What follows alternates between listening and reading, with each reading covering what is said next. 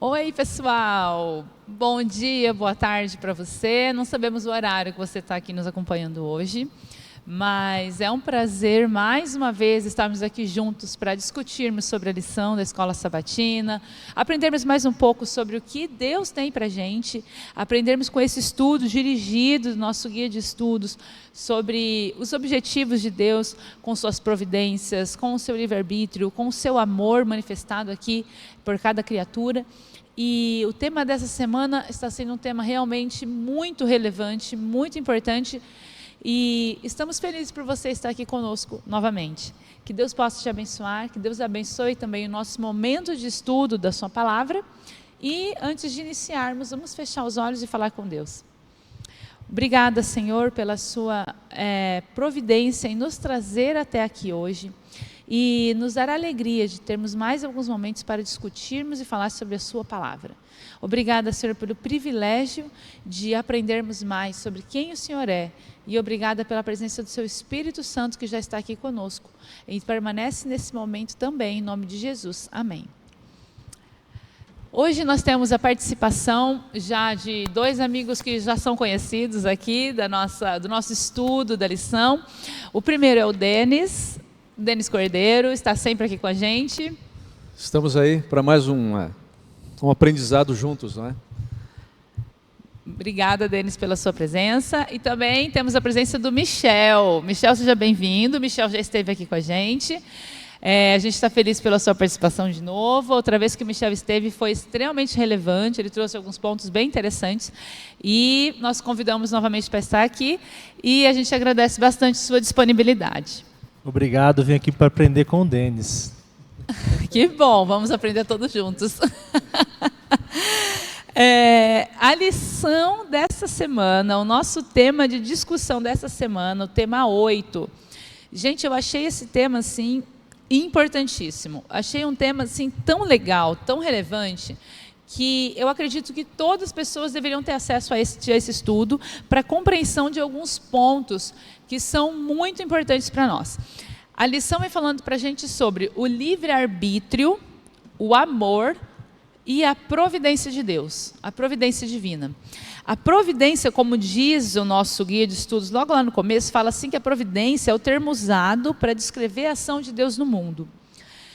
E essa semana nós discutimos sobre a soberania de Deus dentro dessa questão do livre-arbítrio e da sua providência. É um tema, digamos assim, parece que ele é um pouco conflituoso, porque se existe um Deus soberano, que é dono de todas as coisas, um Deus onisciente, que tem, digamos assim, uma presciência, usamos essa palavra, né? Uma presciência sobre o que irá acontecer, como nós podemos dizer que também, diante desse Deus, nós temos um livre-arbítrio? Não parece que muitas vezes Deus está provocando o bem e o mal? E esse é um ponto que a lição vai esclarecer para a gente essa semana. E eu gostaria de começar com vocês. E Denis, posso começar com você? Nosso Deus soberano. Como assim uma soberania? Como assim a soberania de um Deus que já sabe, a soberania de um Deus que determina já as coisas para que aconteçam, e tudo acontece de acordo com o seu planejado? Ou então estamos falando da soberania de um Deus que respeita limites? Como que é? Como que a gente consegue entender isso, sobre essa questão da soberania? Muito bem. A questão de Deus ser soberano, isso não quer dizer que Deus seja ilógico, ou que Ele interfira na história da humanidade de forma ilógica. É confundido aí no meio evangélico, no meio cristão.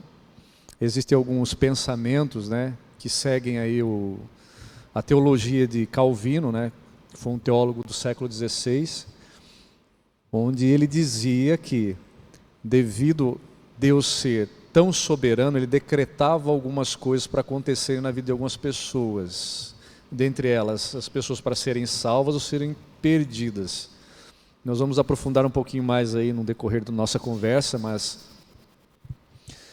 que nós precisamos entender é que a Bíblia, ela não ensina que a soberania de Deus, ela está acima do seu amor e da sua justiça. A soberania de Deus está em pé de igualdade com o seu amor e a sua justiça. Então, quando se fala que Deus dá providências na vida de seus filhos, isso quer dizer também que Deus é capaz de transformar aquilo que está causando mal na vida dos seus filhos em bênçãos.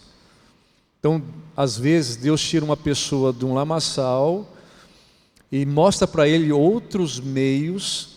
Obviamente, nós vamos estudar também a questão das escolhas. Se ele escolher andar nos caminhos de Deus, para que ele saia daquela condição e agora seja um novo vaso nas mãos de Deus. Isso é importante a gente entender.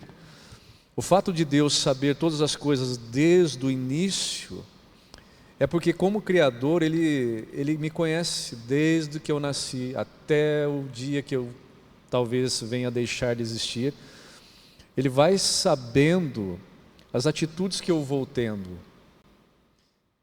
E Ele, previamente sabendo as minhas atitudes, Ele tem condições de dizer assim, olha, as atitudes dessa pessoa vão levá-lo à salvação ou à perdição. Mas não que Deus tenha determinado que eu seja salvo ou perdido. Porque existe um conceito que é aí muito comum, muito conhecido aí fora, que as coisas que sempre tudo que acontece no mundo é o que Deus deseja. É sempre o que Deus deseja, né? Deus deseja, então aconteceu, por exemplo, alguma pessoa que nós amamos morre. E aí é comum, eu já ouvi isso, as pessoas às vezes no velório falando assim, Deus quis assim.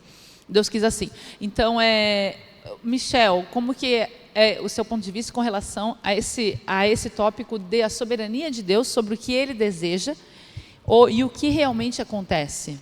É isso que acontece? Sempre acontece só o que Ele deseja ou esse é um conceito que está equivocado? Então vamos lá, acho que primeiro, já foi colocado aqui que Deus é soberano. E a soberania quer dizer que Ele exerce o poder dele de forma unilateral. Porém, existem alguns limites para esse ser soberano. Porque se Ele fosse totalmente soberano, talvez a gente teria uma ditadura.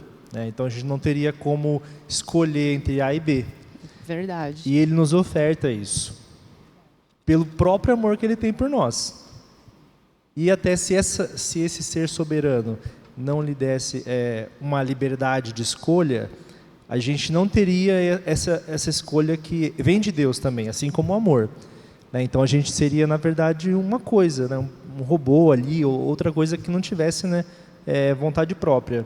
Que isso foi imputado a nós quando Ele nos criou, como sua criatura e a sua imagem e semelhança. Então quer dizer que a gente compartilha com Deus também alguns atributos. Certo? Então, nesse caso, a gente está indo por um caminho aí que diz o seguinte, até os ateístas usam isso, Se Deus é onisciente, onipotente, onipresente, como Ele permite o mal? Só que o mal, a gente tem que saber que as coisas ruins que acontecem na nossa vida, elas acontecem por vários fatores. E um deles, a gente tem que lembrar também que a gente vive numa guerra cósmica. Não está limitado só a um acidente de trânsito porque eu acabei passando o sinal vermelho, que é uma consequência, no caso seria, Mas existem outros fatores que produzem o que é mal. Estou recebendo um conselho aqui. Mas vamos lá.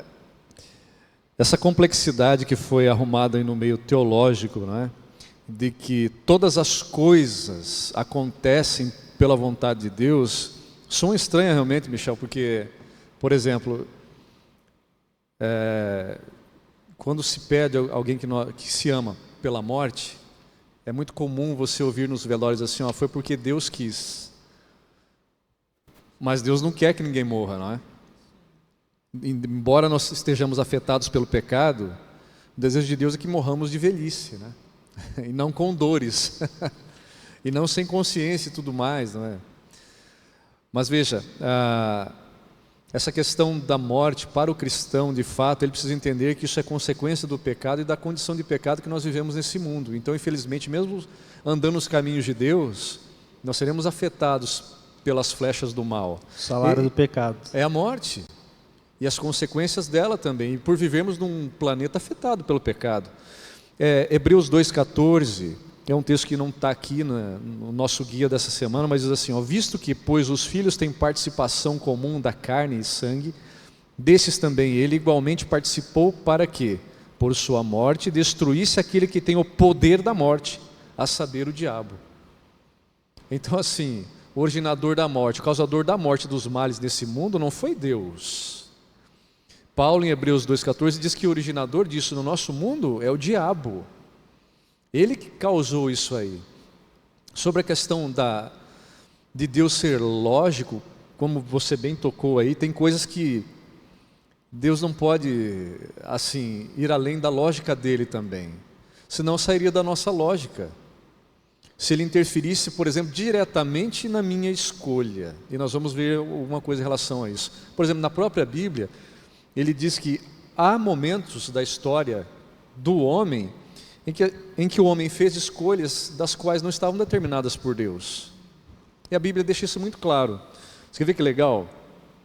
Jeremias 7, verso 8. Se Deus determinasse que o homem fosse desobediente, só se Deus tivesse um problema mental, não é?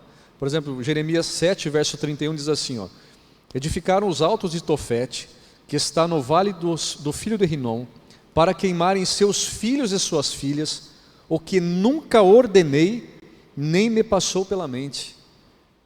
Então, se Deus nunca ordenou e nem decretou que as pessoas sacrificassem seus filhos em homenagem aos deuses lá no passado, como que alguém hoje pode dizer, não, Deus quis que eu queimasse o meu filho, ou que o meu filho fosse sacrificado, ou que meu filho morresse no acidente, não é?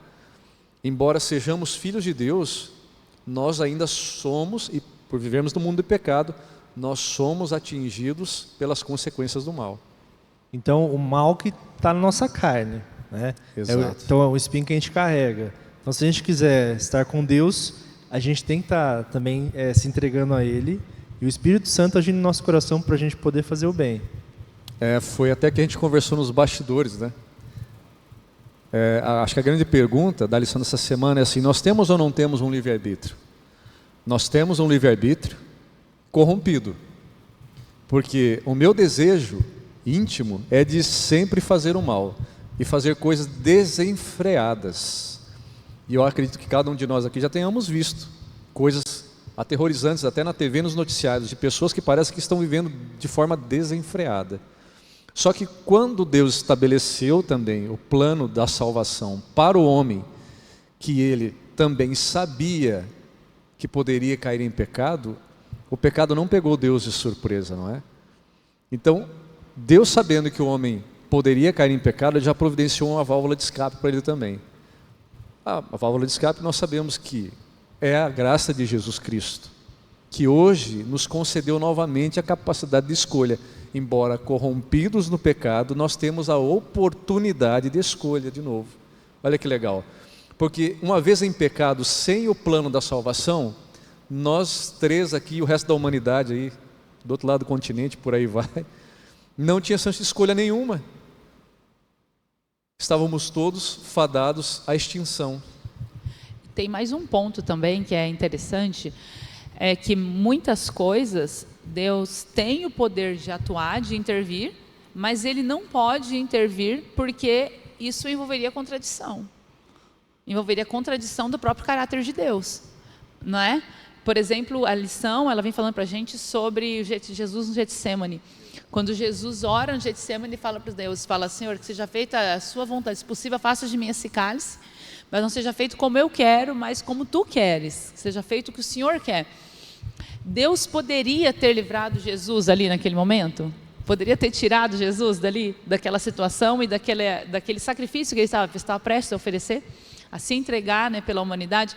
Deus teria poder para isso, como Ele tem poder para isso, mas Deus não interveio por conta de contradição, né? Contradição do seu próprio caráter. Se, né, Jesus deveria morrer para que o sangue de um inocente expiasse o sangue de toda uma humanidade que foi caída, resolver esse problema do pecado, Deus não poderia intervir naquela situação ali. Muitas vezes a nossa vida e algumas situações a gente vê também que isso acontece, como você falou, a questão do Jardim do Éden.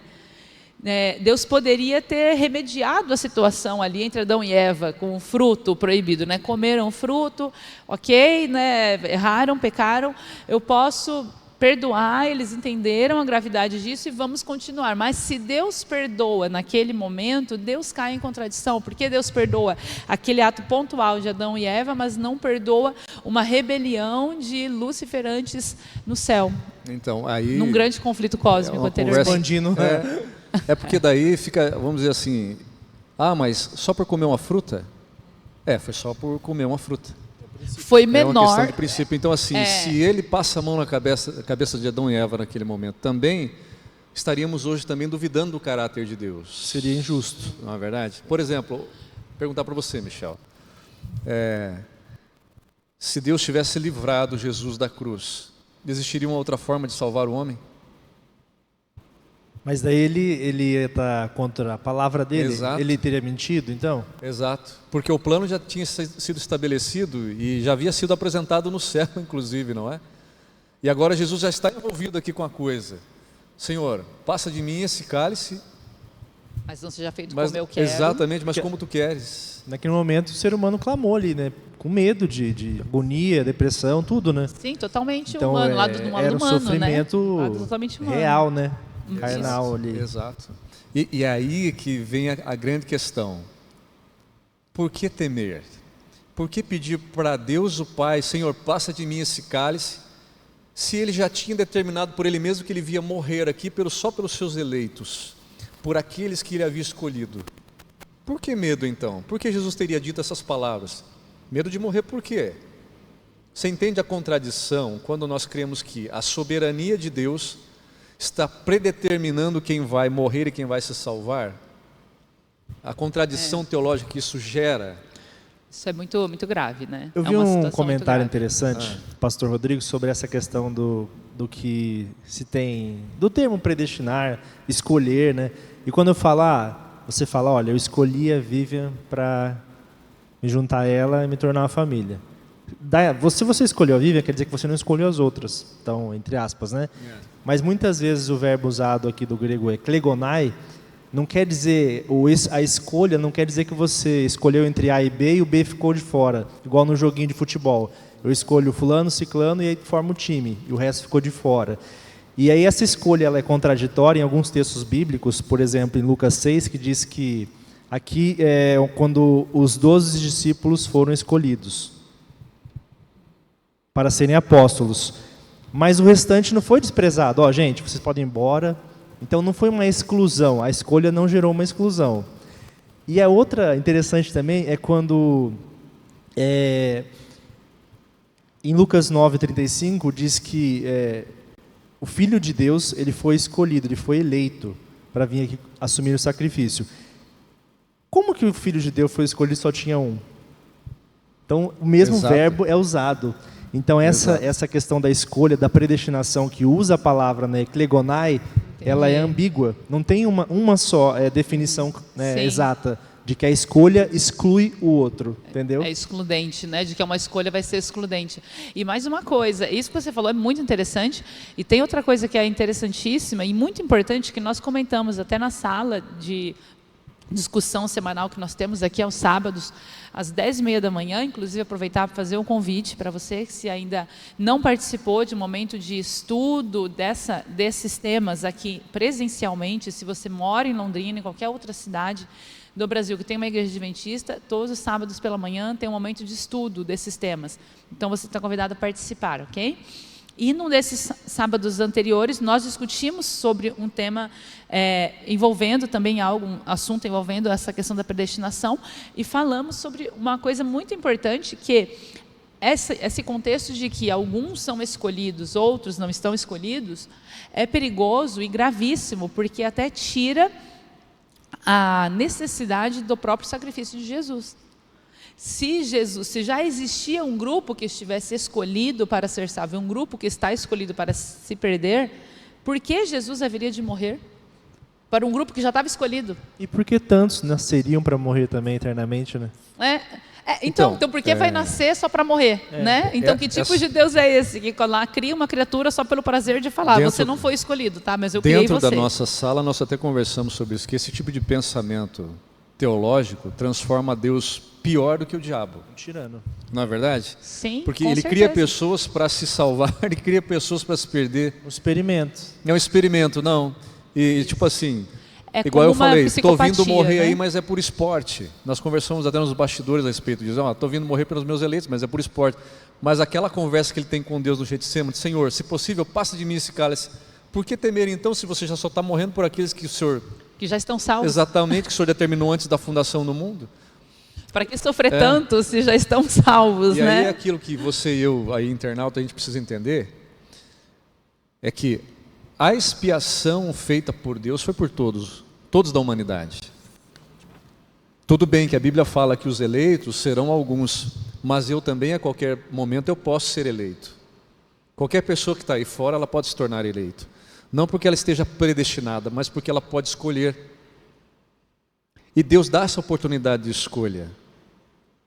Porque o livre-arbítrio, o amor de Deus consiste em dar liberdade. Quando eu escolho, o calvinista ele pensa assim, então se você está escolhendo, você está dizendo que a salvação é pelas obras. Não, é porque Deus dá liberdade para eu escolher. A salvação é unicamente pela graça, não é pelas obras. O fato de eu decidir não me salva.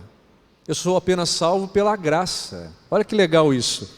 Porque eles acusam quem tem um pensamento diferente de que, se você pode escolher, você é salvo pelas obras. Negativo. Eu sou salvo unicamente pela graça, mas Deus me dá liberdade de escolha. Essa questão que você falou, mas se eu escolho um, eu excluo o outro. Não é assim. Sobre essa questão do casamento, tem um texto muito legal em Gênesis, no capítulo 23, verso 8, quando Jacó pediu para irem buscar uma esposa para Isaac, né? Olha o conselho que ele deu para o servo, verso 8 do capítulo 23 de Gênesis. Caso a mulher não queira seguir-te, ficarás desobrigado do teu juramento. Entretanto, não levarás para lá para meu filho. Quer dizer, Rebeca poderia ter rejeitado o convite para se casar com Isaac. Ela tinha liberdade. Se Rebeca tivesse predeterminada a escolher Jacó, que andava ali com Deus também, depois da sua transformação, ele saberia, já está determinada para ser esposa de seu filho, pode ir lá que não vai ter erro, mas Jacó disse para o servo, vai lá. Isaac. Exatamente. Isaac, exatamente, desculpe. Vai lá e fala, se ela não escolher, tranquilo, não traga ela, Deus vai providenciar outra. Então Deus sempre dá a liberdade para o homem. E quando o véu foi rasgado no sacrifício de Cristo, Jesus ia deixar conosco o Consolador. E qual seria a função do Consolador para os que já estavam escolhidos? Exato. Você entende que parece que é um joguinho? Eu pego muito num exemplo, isso é um conceito meu, que quando nós transformamos Deus dentro da teologia calvinista, nós transformamos Deus, o nosso Deus Pai, como um dos deuses gregos do Olimpo.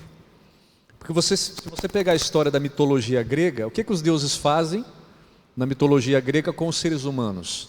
São apenas fantoches e brinquedos nas mãos deles. E a teologia calvinista faz isso com Deus. É como se Deus criasse os seres humanos para serem os seus brinquedinhos. Olha, esse aqui eu vou salvar e esse aqui eu vou escolher para se perder. Olha que coisa terrível. Quando nós pensamos dessa forma, que Deus que não age que age dessa forma e é contraditória a sua palavra. Deus não age dessa forma. E aí tem mais uma questão. Falamos sobre essa questão da predeterminação, né? Falamos também sobre a questão da providência de Deus ali, mas aí a questão do livre-arbítrio.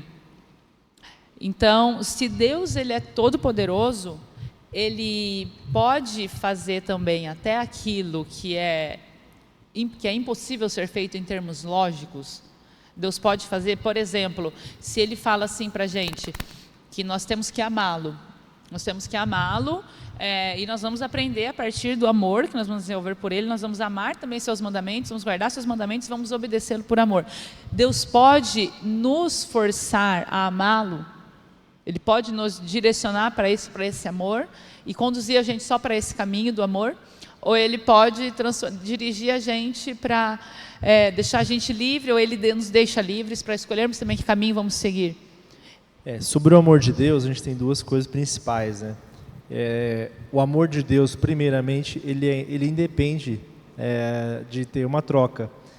E o nosso amor, né, genérico humano, ele necessita, eu gosto daquele ali porque ele me representa nessa forma, ou eu tenho alguma vantagem. Então, a gente não precisa, Deus não precisa de uma reciprocidade. O amor de Deus, ele existe, até porque Deus é amor, né? E é uma coisa difícil de materializar, né? Deus quer dizer, materializar o amor, que é um sentimento, né, em uma pessoa, e Deus é amor. E o pior, aquele que não ama não conhece a Deus. Isso é muito forte. E não é o amor que a gente quer ter pelo outro, pelo próximo. Eu vou na casa do Denis porque a Vivi faz uma sobremesa que eu gosto muito. Então eu vou lá, a gente só quer comungar com quem comunga com a gente. Isso é muito fácil. O que ele pede pra gente é fazer algo muito difícil, que é amar o pecador, amar incondicionalmente. Então, se Deus exige que um amor genuíno cresça no nosso coração de forma autoritária, então isso acaba com a natureza do próprio amor dele. Exato. Porque como que ele pede para eu amar alguém que eu vejo que está nos caminhos da perdição, se ele determinou que aquela pessoa se perdesse? Você entende o negócio da coisa? Como não fecha as peças do quebra-cabeça? Então, essa teologia... Onde entra o livre-arbítrio, né? Exato. Nessa questão, né? Eu não tenho poder de escolha, então, né? Então o senhor me pede para amar alguém que o senhor já determinou que está perdido. Por que eu vou amar alguém, então? Se o senhor é amor, o senhor diz que é amor. E aí, o senhor não pode mentir, mas o senhor então está mentindo, porque o senhor está pedindo para amar alguém que o senhor já determinou que está perdido, por que eu vou amar ele então? Então deixa ele que vá pelos caminhos dele e se perca. Mas a teologia cristã, de fato, bíblica, você está defendendo o que Armínio falou lá no século, não sei eu não sou arminiano, embora o que eu fale esteja de acordo com a defesa do teólogo Armínio, né? Mas o que nós pregamos como Adventista do Sétimo Dia é o amor salvífico bíblico, que o próprio Deus apresenta na pessoa de Jesus Cristo, né? Onde ele apresenta que todos têm oportunidade de se salvar e estar no céu um dia. E esse amor de Deus dá a liberdade da pessoa a escolher andar nos caminhos dele ou não.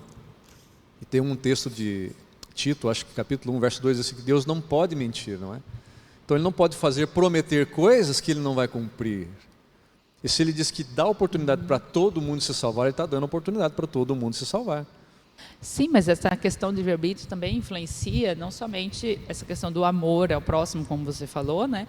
Mas também o meu próprio amor a Deus, né? Porque se eu estou predestinada a ser salva, então eu posso amar ou não amar. Então o livre-arbítrio vai ser visto dessa forma. Eu posso escolher amar ou não amar a Deus. Eu já estou salva, então Deus pouco me importa, Ele me selecionou para ser salva.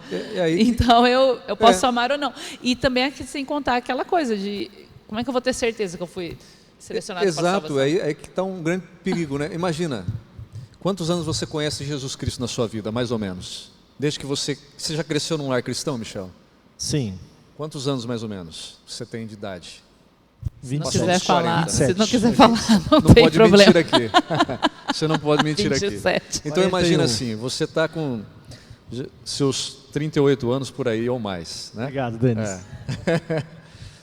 Você viveu a vida toda dedicada a Deus. E chega naquele grande dia, Deus fala assim, não filho, olha, infelizmente não é você que eu escolhi. Eu escolhi o fulano lá, que ele não quer saber nada de Deus, nem de céu, mas eu vou levar ele, você não. Olha, ele exerceu uma escolha que foi ruim, não amou a Deus em momento nenhum, usou seu livre-arbítrio para não se dedicar e não amar a Deus, mas ele está salvo. Não que a nossa justiça seja verdadeira, mas assim, é injusto, né? Lógico que é injusto. É ilógico e injusto. Embora a argumentação sua não seja por salvação pelas obras, mas reivindicando aquilo que Deus prometeu através de Jesus por você. E outra pergunta, e se aquele cara que de repente nunca foi na igreja, porque ele não gostava mesmo, seguia outras tendências, né? E se ele não quisesse para o céu? Então, ele vai ter que ir porque Deus escolheu? Determinou nessa teologia calvinista, você está entendendo? É aquela coisa de se uma vez Deus escolheu, você está salvo e salvo para sempre. Não é? Nós até discutimos na nossa classe isso, né? Onde nós ali comungamos com os irmãos, né? Nós vemos, acho que um texto de Coríntios. Eu acredito que o internauta também pode anotar isso na Bíblia dele para apresentar na sua classe. Se você for até o livro de Coríntios, deixe-me ver aqui se é 1 Coríntios ou é 2 Coríntios. É 2 Coríntios, na verdade. No capítulo 6, verso 1 e 2, onde Paulo chama a atenção nossa, dizendo assim, o verso 2, eu te ouvi no tempo da oportunidade e te socorri no dia da salvação. Eis agora sobremodo o tempo oportuno. E o verso 1 diz assim, ó, e nós também na qualidade de cooperadores com ele também vos exortamos que não recebais em vão a graça de Deus. Isso quer dizer que você e eu podemos rejeitar a graça de Deus. Então não existe uma graça irresistível, como prega o calvinismo. Quer dizer que eu posso rejeitar. Então quer dizer que eu posso entrar pela igreja, olhar e falar, isso não é para mim, eu não quero isso na minha vida. Se você não quiser, Deus te dá liberdade. Porque o amor consiste nisso, em dar liberdade, né? O amor também consiste em saber deixar ir, sabia disso? E aí cada um que fique com as consequências das suas escolhas, né? Mas ninguém quer pagar consequência, né? Exatamente. Fico pensando, às vezes eu gosto de ler manuais, né? E você pega o manual do carro, lá você tem uma equipe de engenheiros que construiu, certo? Você não pode colocar qualquer óleo ou trocar o aditivo por óleo, o carro não vai andar. Simples assim, né? Tem carro que tem bateria XYZ. Não vai andar, vai queimar circuito. Tem que ler o manual, se você quiser mexer um pouco que for no carro. Aí imagino Deus, criador, engenheiro do cosmos, né? Do ser humano, né? E assim, eu fico muito pensando, o que é a lei de Deus, né? A lei de Deus é o manual. Porque Deus nos amou e falou, desse jeito é o certo, é o melhor. Dá para colocar diesel no carro? Flex? Dá, pode encher o tanque. Suponhamos que ele vai até rodar alguns metros, mas ele vai parar. Então, assim, acho muito essa questão de, se Deus criou o ser humano, né, a gente acredita nisso, e todas as outras coisas, ele também deixou uma forma, né, explícita de como a gente deve viver. Não só porque aquilo vai agradar a Deus, mas porque aquilo é o melhor para nós. Né? Então, a gente tem o livre-arbítrio, sim, de escolher, mas a gente pode usar esse livre-arbítrio também de maneira lógica e racional. E aí que entra aquela coisa, né? O ideal de Deus e vamos dizer assim, e a forma remediada que Deus trata o ser humano muitas vezes. O ideal de Deus é que todos andem nos seus caminhos, é que todos façam as escolhas segundo a palavra dele, é que todos reconheçam que ele é Senhor e busquem Jesus como Salvador. Mas nem todos nós escolhemos dessa forma. Olha Israel, por exemplo, né? Exato. Era um juiz, não, a gente quer um rei também, porque as outras nações também têm. Exatamente. E aí começou a bagunça. Exato. E aí Deus vem de forma corretiva, não é?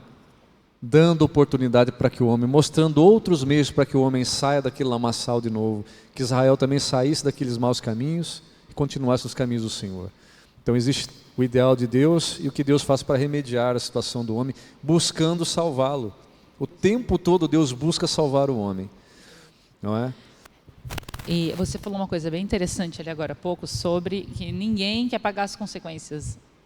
Né? A gente escolhe, nós temos o livre-arbítrio e ele é real, ele é uma verdade absoluta de que existe sim esse livre-arbítrio. Nós podemos escolher ou não escolher amar a Deus. Entendemos que a predestinação é algo que realmente não se enquadra com o caráter e a vontade de Deus para as suas criaturas, com todo o propósito e o plano da salvação. Exato. Só não perco o raciocínio. Deus predestinou a humanidade para que seja salva. O que nós somos contrários é a predestinação calvinista. Tá? Então, sim. Nós cremos na predestinação de Deus. Deus predestinou o homem para ser salvo. Porém, depende da escolha humana. Se tivesse tem influência direta da escolha. Uma situação que você colocou aqui, né, materializando. Então, a gente está no navio, Deus é o capitão e o destino final é Punta Cana lá, né? Todo mundo vai para lá. Só que até chegar lá, a gente tem várias paradas. Nem todo mundo vai ficar até o final. Exato. Você pode escolher descer e ficar por outros lugares ali. Exato. Ou pular do navio, né? Exato. Também. Exato. Então, esse destino ele vai ter um final, né? Sim. Predestinado. Mas as pessoas que estarão ali terão direito de escolha. Exato. Certo? Sim, Se terão eles direito de querem. escolha. E às vezes as escolhas, como eu estava dizendo, as escolhas que foram feitas de maneira equivocada, foram feitas de maneira errada, na ausência de Deus, a nossa tendência é culpar a Deus quando isso acontece. Fazemos uma escolha ausentes de Deus e a consequência ruim que vem aquela coisa: por que isso está acontecendo comigo? Por que assim, Senhor? Por que só comigo? Por que aquele monte de questionamentos e aquela situação? Porque não estamos preparados para colher as consequências daquilo que nós escolhemos previamente, ausentes dele. Mas na sua bondade infinita, até aí, Deus pode transformar isso em uma bênção. Apesar de estarmos fora do ideal de Deus, da vontade ideal dele, que era outra, com nossas escolhas, que muitas vezes são erradas, somos levados a caminhos que vão nos levar a destinos muito tristes e que vão trazer sofrimento. Mas mesmo assim, Deus vai, na sua bondade, Ele pode, como diz ali a última parte da nossa discussão aqui, a vontade remedial de Deus, ela pode vir e transformar tudo isso em algo que também se transforma em bênção dali a um tempo. E essa é a grande beleza de servir a Deus, de conhecê-lo, de buscá-lo e de estar e permanecer nele. Quando nós permanecemos em Deus, a gente pode ter essa certeza de que apesar das escolhas que nós façamos influenciados pelo pecado, nós temos um Deus que está disposto a transformar essas situações e nos fazer vitoriosos novamente, a partir de um novo acordo, uma nova aliança com Ele e pela condução dessa situação que nós entregaremos nas suas mãos a partir daí. E só para lembrar, né, a gente não tem na Bíblia, né, uma história de amor linda e maravilhosa que diz: todos serão felizes e viveremos, né, aqui nessa terra com alegria no coração e sem nenhum problema. Não. A gente tem o que vai acontecer, as aflições desse mundo, né, mas Jesus disse que Ele venceu, né, quer dizer, Ele é o caminho, né? Sim. Então, assim, e por isso aquela questão, às vezes a pessoa: por que aconteceu comigo isso? Por que eu fiz isso? As suas obras aqui não vão definir o mal que você pode ter na nossa vida, né? Sim. Então, porque a nossa vida, é difícil a gente materializar aqui. A gente está vivendo, né, buscando algo que não é essa terra, né? Logo, a justiça ou nossa alegria maior não vai acontecer aqui, só no céu, né? Amém, é isso mesmo, perfeito, muito bom. E tem mais um trechinho, eu sempre gosto de terminar lendo um trechinho aqui do nosso guia de estudos, e eu gostaria de ler aqui mais um texto, para a gente finalizar hoje. Desde o início, Deus e Cristo sabiam da apostasia de Satanás e da queda do ser humano mediante o poder enganador do apóstata. Deus não determinou a existência do pecado, mas previu-a e tomou providências para enfrentar a terrível situação. Seu amor pelo mundo era tão grande que decidiu entregar seu Filho unigênito para que todo aquele que nele crê não pereça, mas tenha vida eterna. Que Deus possa nos abençoar, que esse estudo tenha trazido entendimento, tenha aberto sua mente e seus olhos para uma outra visão, para um outro conceito a respeito da vontade de Deus, a atuação dele na sua vida, o desejo da sua salvação que existe desde a fundação do mundo, e que você também tenha esse sonho de estar salvo, presente e permanecendo em Cristo até o fim. Mesmo que você tome alguma decisão errada, você venha a cair, consequências ruins venham, acredite, se entregue novamente ao Senhor, confia, que Ele pode transformar essa situação e te fazer vitorioso até o grande dia. Que Deus possa te abençoar hoje. E eu quero pedir para a gente finalizar com uma oração, quero pedir para o Denis fazer uma oração para nós. Faz uma oração, por favor, para nós finalizarmos nosso estudo. Vamos orar. Senhor, obrigado, porque antes mesmo que nós tomássemos a decisão errada de cair no pecado, o Senhor já tinha um plano para nos resgatar.